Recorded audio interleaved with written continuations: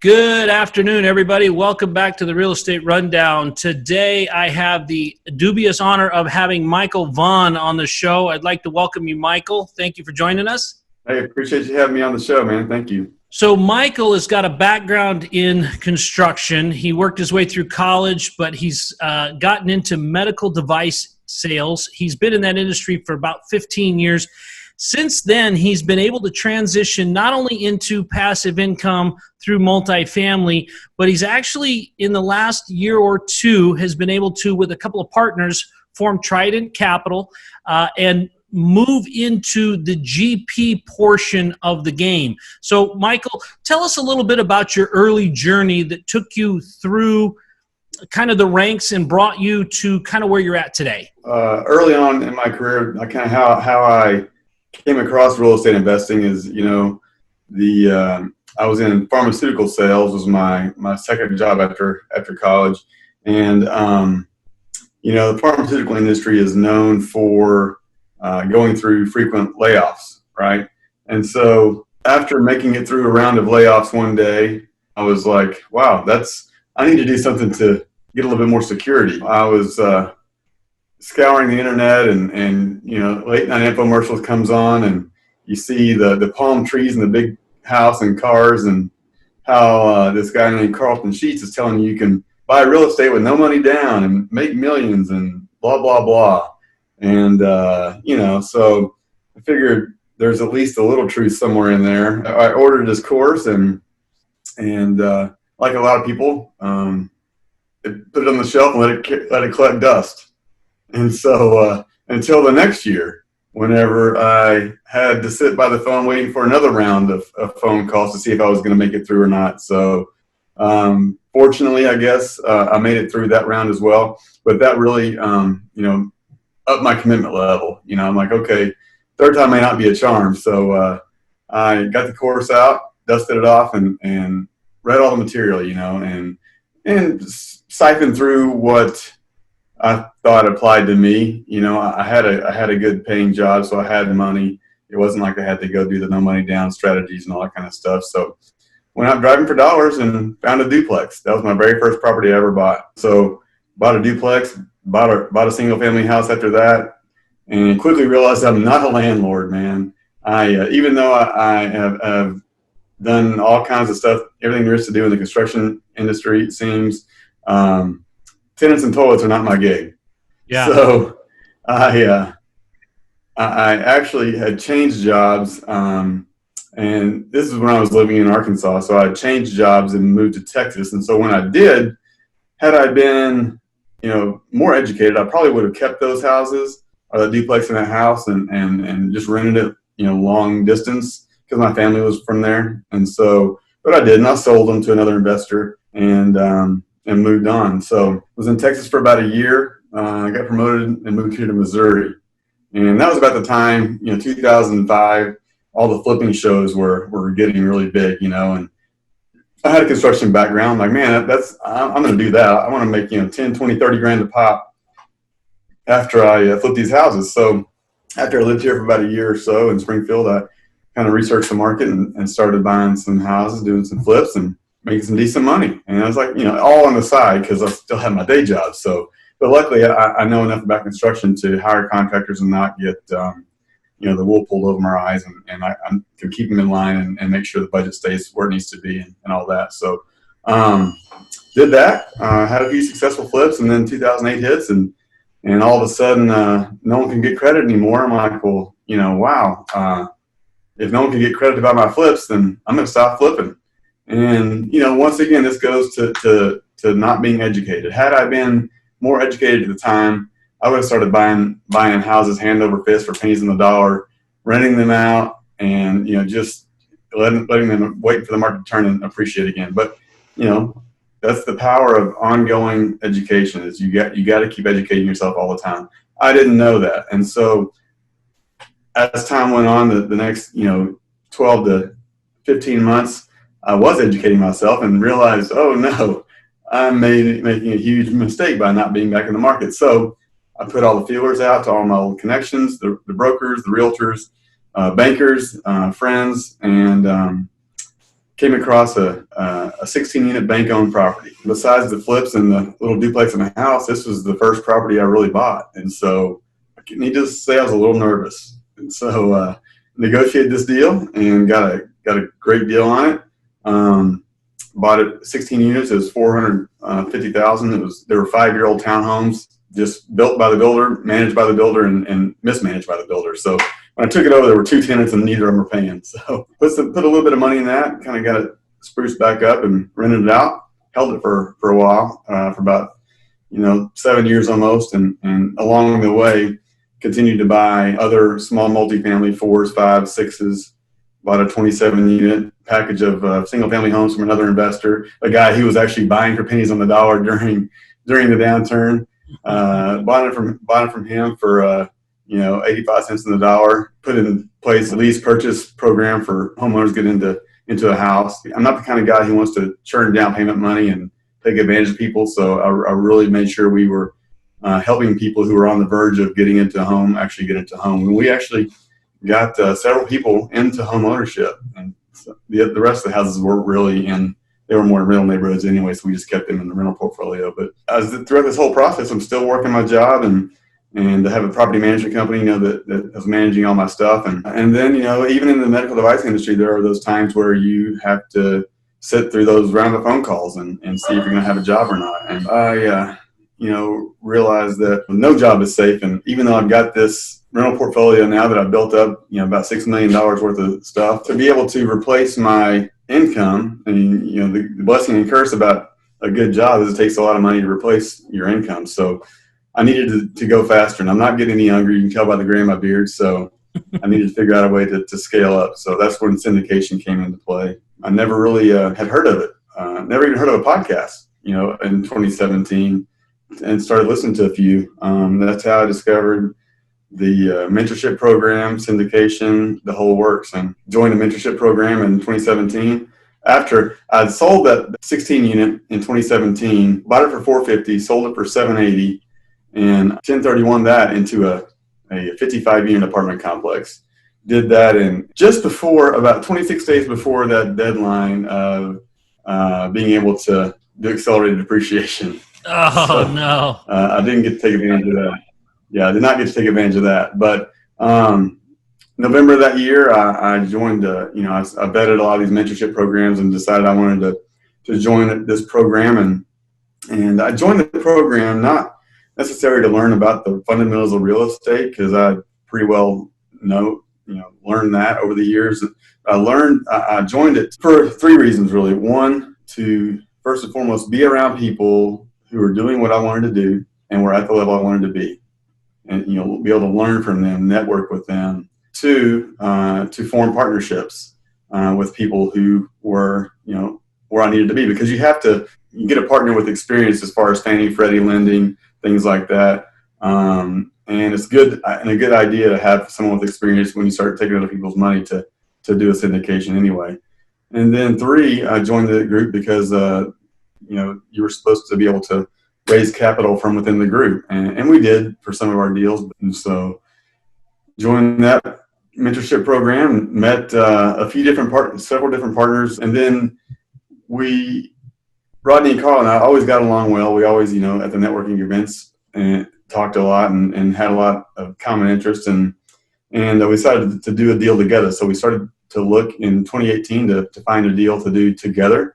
We found a deal and closed that in March of 2019, and it was a little 100-unit property over in Pryor, Oklahoma, which is another interesting story in and of itself, because I never would have thought I would invest in Pryor, Oklahoma, a town of 10,000 people, but there's a great story. So we worked through that deal, and we worked through that deal as separate entities working together. We just didn't jump into bed as a partnership. As good as I knew these guys and as fun as they were to hang out with and have a beer, if you're going to create a partnership and go all in, you got to make sure that you're going to work well together. And, under the stresses of working through a deal, you really see people's real personalities come out. And, we worked really well together. We saw, there was a seamless transaction. So after that deal was over, we, sat back, reflected, and decided to formalize our partnership and created, Trident Multifamily here. And we do source strategic capital partnerships, but as far as the general partners, typically it's just the three of us working together. And that's kind of our story. So really what I'm hearing you say is that really you have learned by doing and by being a part of the multifamily community that you've been able to find. It's not really something where you've got any formal economic education, or you don't have a degree in finance, and that's a very, very common story with people in the multifamily industry. And I think it says a lot about the industry as a whole, because I see so many people in the multifamily community that I'm becoming a part of that are willing to help others. I'm still trying to figure out exactly why, other than it's just a bunch of really cool cats that like to hang out together. But I'm really seeing where that theme is, that it's about growth of the other people as well as yourself. And I think it's a phenomenal thing. And I think that, you are a testament to that, because, through your growth, you were doing it yourself, and then you were doing it with some other people. And now you've kind of found your best buddies that you've formed a company with. And you see that theme a lot in the multifamily syndication world. And I think that's a phenomenal thing.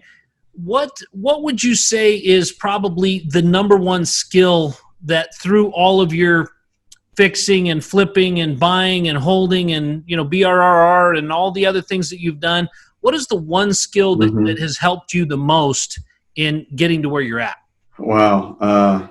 I'd say perseverance is probably the one thing you need. There's a lot of setbacks, in every phase of everything I've ever done. There's always been setbacks. There's always been things I wish I would have done differently, but that's part of the learning process. You always grow and get better.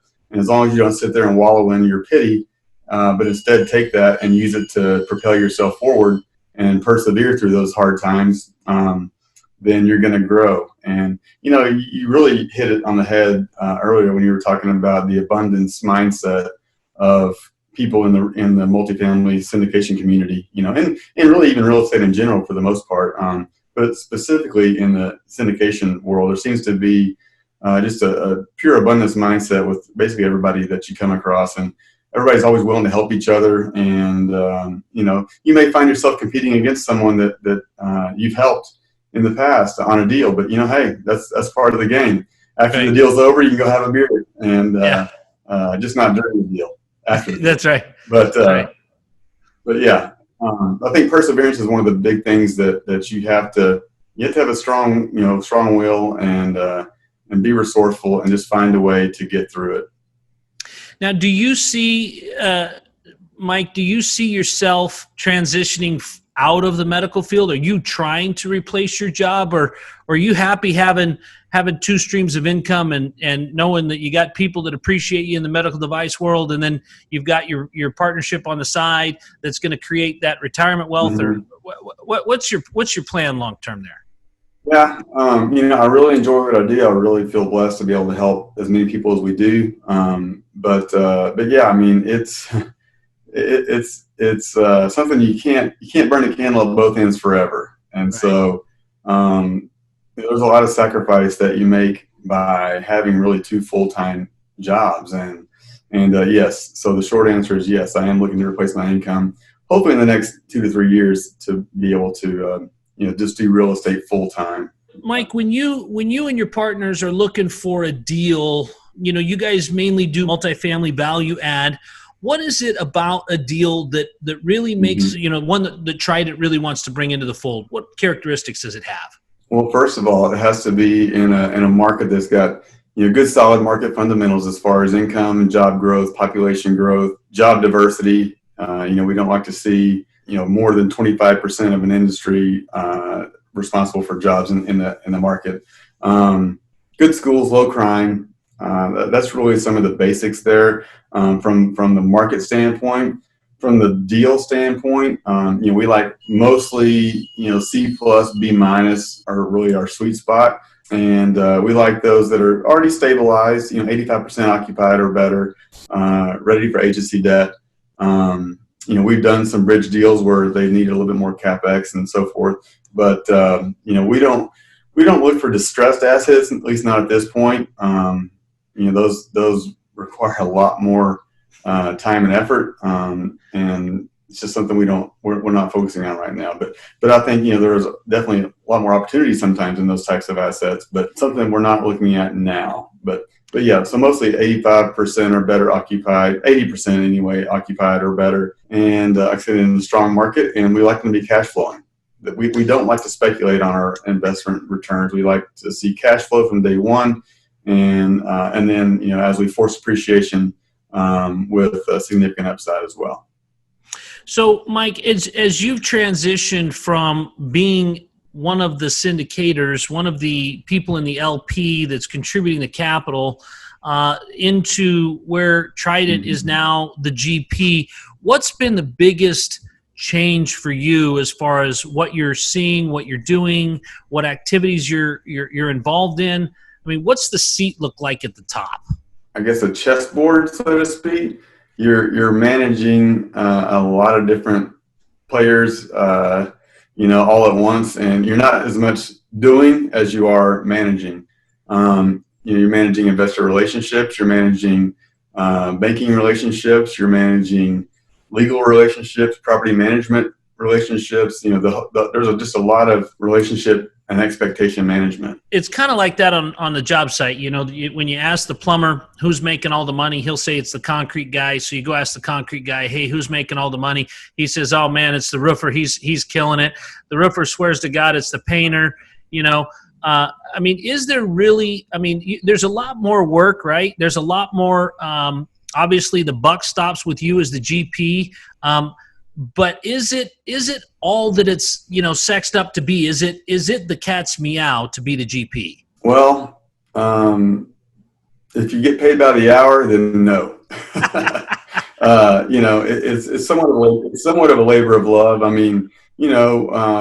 You can do well if the asset performs. The way we structure our deals anyway is we make sure the investors get paid first via a preferred return before we take any money. Our asset management fee is very minimal, usually 2%, and we're heavily involved as ownership on site even.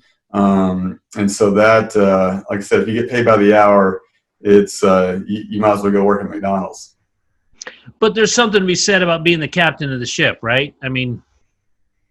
Oh, absolutely. No, the fact that you make the decisions, you get to control, what happens. You get to, use the creativity. That's one of the things I love about real estate is the creativity, not only in getting the deal, but structuring the offer for the investors, but then also what you're going to do physically with the asset from a curb appeal and rehab standpoint. Mm-hmm. It's really cool. I enjoy that part of it.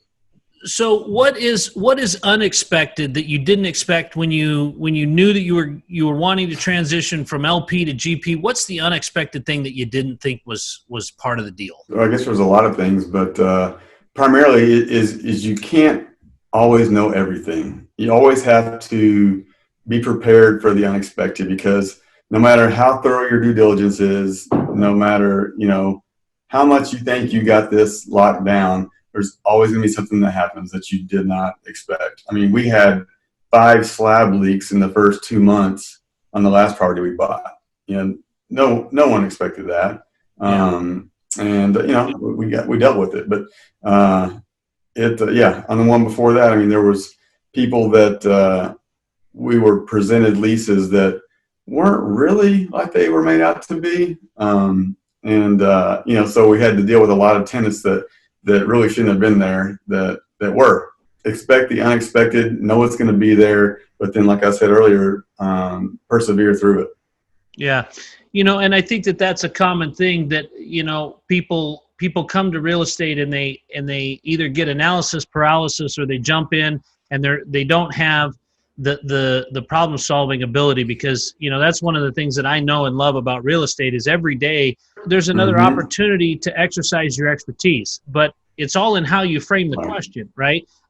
You had slab leaks. Well, that's unusual. That's not normal, but you know what? You're probably one of the only people I know that's ever had to fix and cure that, as GPs, we've all had the deals show up where the leases weren't quite as presented, the tenants weren't quite as qualified, and the occupancy wasn't quite as high, but that's just another issue, another hurdle to overcome, and that's just another story to tell when you're kicking back and going through your war stories. What does the future look like for Trident? Where are you guys headed? So we are, we've been generally in the realm of the retail investor where we raise money, $50,000, $100,000 at a time. And we really like that. We like the relationships that we've built with a lot of our investors. But to scale even beyond where we are now, we're looking to establish equity partnerships with single check writers, family offices, things of that nature, some private equity firms. So we're building relationships there and being able just to do more deals simultaneously or do bigger deals, through a combination of those equity sources. And, our goal is to basically establish 750 to 1,000 units in a single market, to build scale in each of those markets. So we've got a few selected that we're kind of focusing on, and going from there. When you're talking with the family offices, be sure to let them know I'm up for adoption. So I'm more than willing to find a new family for a single check writer. Yeah. But right, get in line, brother. So what is it about a market that attracts you? I mean, can you tell us what markets you're looking at and what's attractive about those? We like Tulsa, Oklahoma. It's a really growing market where, historically it was known for oil and gas, but it's really become diversified, getting a lot more into technology. It actually just came in second place for the Tesla factory that ended up going to Austin. Amazon recently built another warehouse there.